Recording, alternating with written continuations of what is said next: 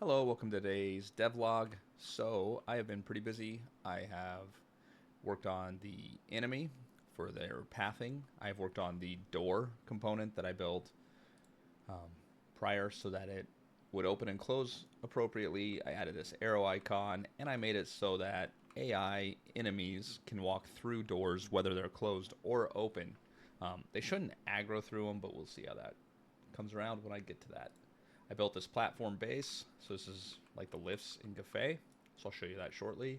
And I built a switch for the lifts, and I added everything to the blueprints for both, as well as this timeline. And one kind of annoying thing about this timeline is I can't take a time variable, make it public, and plug it into the new time and have it execute in the timeline. So I was hoping to make everything very easy to edit straight in the actor when you place them in the scene in the instance, but that's not the case. So unfortunately, I'm going to have to find a way to do that.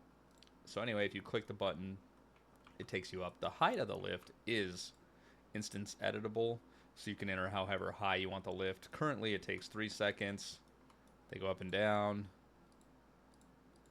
And unlike the lifts in EQ, you can easily change them per click. So it's not a giant headache, although you could, of course, grief your friends and keep lowering or raising the lifts. So you shouldn't do that. Other than that, I started editing a lot of the stuff here. I added the orc tents. I made this custom mesh that I modeled, which is the first time I've modeled anything.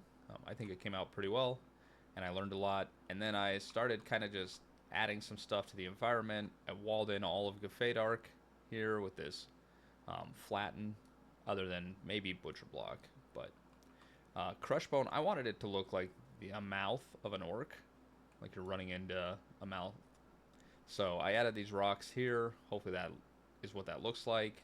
And then we have, obviously Orc Hill. We have some of the Shaman tents. And then I added some Wizard Spire bases. I kind of corrected those. They're all uniform.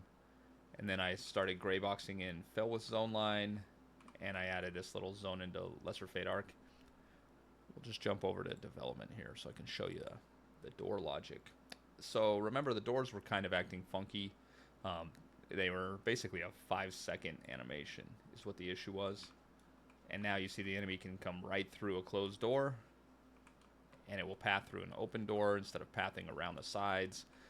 So I found a bug, and even though they'd walk through some open doors in Unrest, in hallways, if this was narrow, the enemy would actually path all the way around. So I had to fix that by preventing collision for the enemy. But players still have collision when it's open, still have collision when it's closed, and you can see how reactive now the door animation is.